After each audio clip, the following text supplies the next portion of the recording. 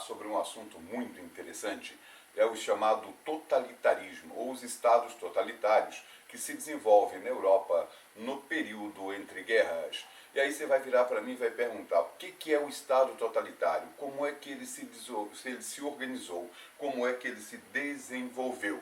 E aí a primeira coisa que eu posso dizer para vocês é recorrer ao dicionário de política de Norberto Bobbio.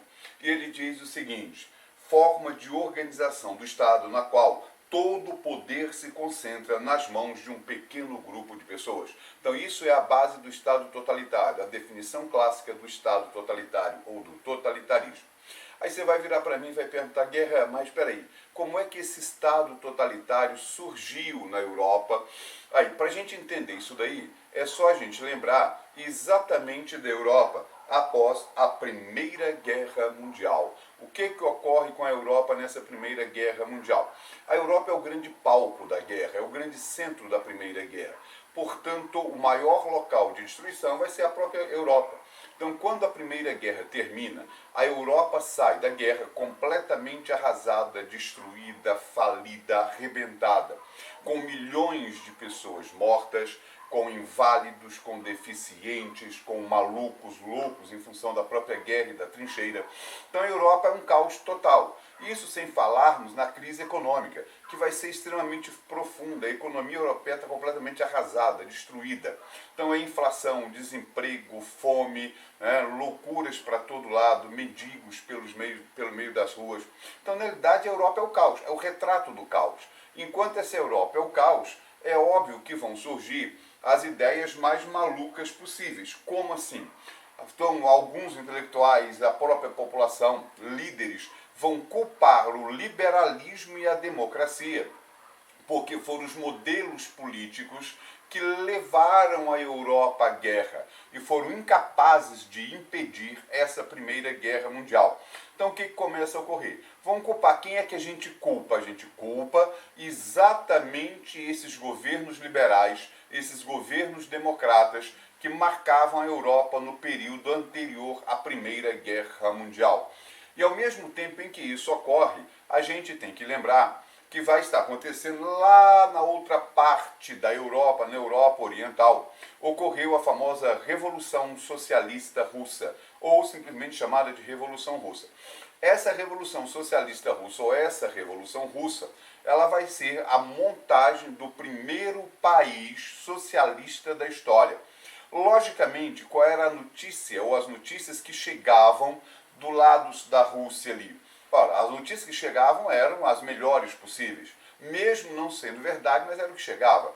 Que o governo socialista tinha acabado com a propriedade privada, garantido uma ampla reforma agrária, tinha garantido emprego para toda a população, não existiam mais mendigos no meio da rua. Então isso era a notícia que chegava, as notícias que vinham lá da Rússia revolucionária. Então o que vai acontecer no mundo inteiro? Olha, no mundo inteiro, em crise, crescem as ideias socialistas, as ideias comunistas, elas vão se desenvolver. Inclusive no Brasil, entre 22 e 23, nasce o Partido Comunista do Brasil, o famoso PCB. Então, na prática, esse socialismo cresce. E na Europa ele cresce numa velocidade enorme.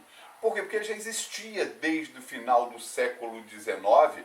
O movimento socialista, o movimento comunista cresceram. Então isso também vai fortalecer as ideias todinhas ali de combate ao liberalismo e à democracia. Ao mesmo tempo em que isso ocorre, o que vai ocorrer também paralelamente?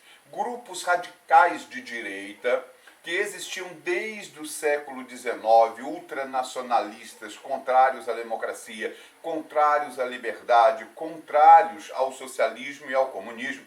Esses grupos radicais vão crescer na Europa nesse caos que existia. E é exatamente aí que nós vamos ver a organização na Itália do Partido Fascista, montado por Benito Mussolini, que é um partido ultradireita, ultra-radical.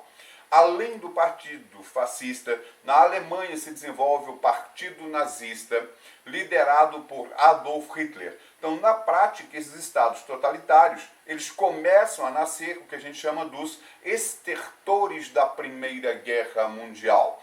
Inclusive tem uma obra lindíssima, grande, mas é interessantíssimo, é nossa grande base de estudo, da Hannah Arendt, que é a origem dos totalitarismos. Então fica, inclusive existe em PDF na internet. Se alguém tiver interesse, pode baixar lá e ler. É interessantíssimo.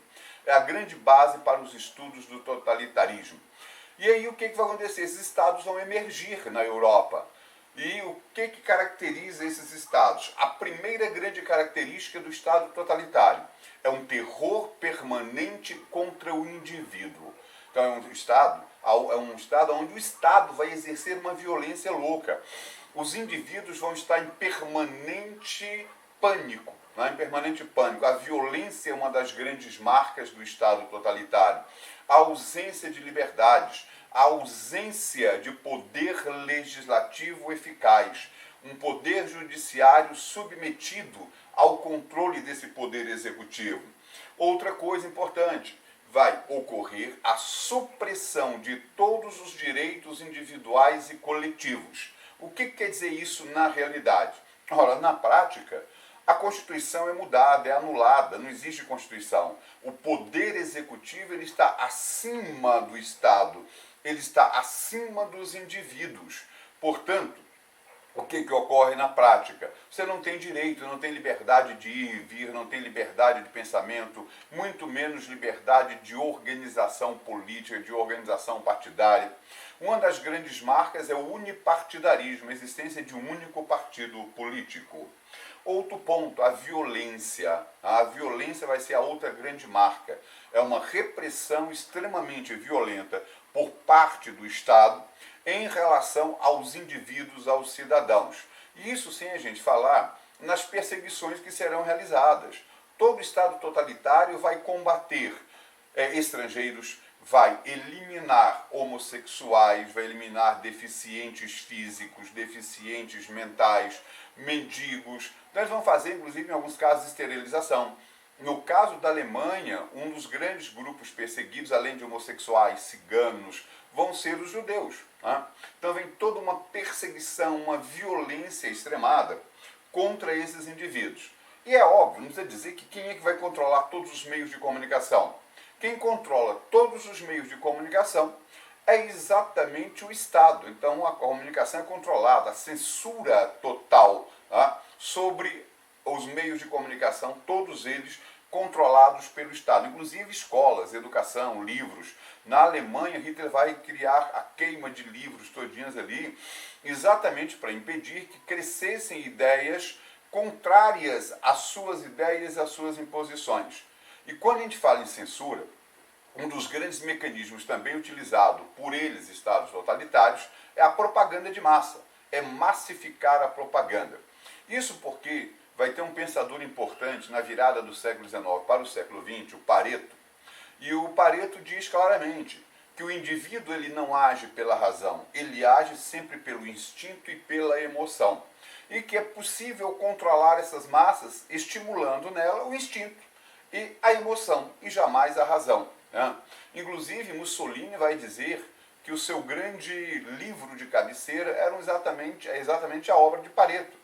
É o grande ídolo do Mussolini vai ser Pareto, é ele que vai servir de base para as primeiras ações do partido fascista. Na Alemanha nazista, Joseph Goebbels, que vai ser o ministro da comunicação do Hitler, o Goebbels vai ser claro. Ele diz que a propaganda mexe sempre, trabalha sempre com o instinto e a emoção, jamais com a razão. E é do Goebbels também uma outra frase importantíssima. Goebbels dizia, uma mentira repetida, com certeza e constantemente, ela se transforma em uma verdade. Que é exatamente a base aí do que hoje nós chamamos de fake news. Lembrando então que esses estados totalitários vão marcar toda a Europa no período entre guerras. Alguns mais fortes, outros menos, mas a violência será a grande marca de todos eles. E aí, só para lembrar rapidinho, quem que a gente tem como os grandes modelos de estados totalitários?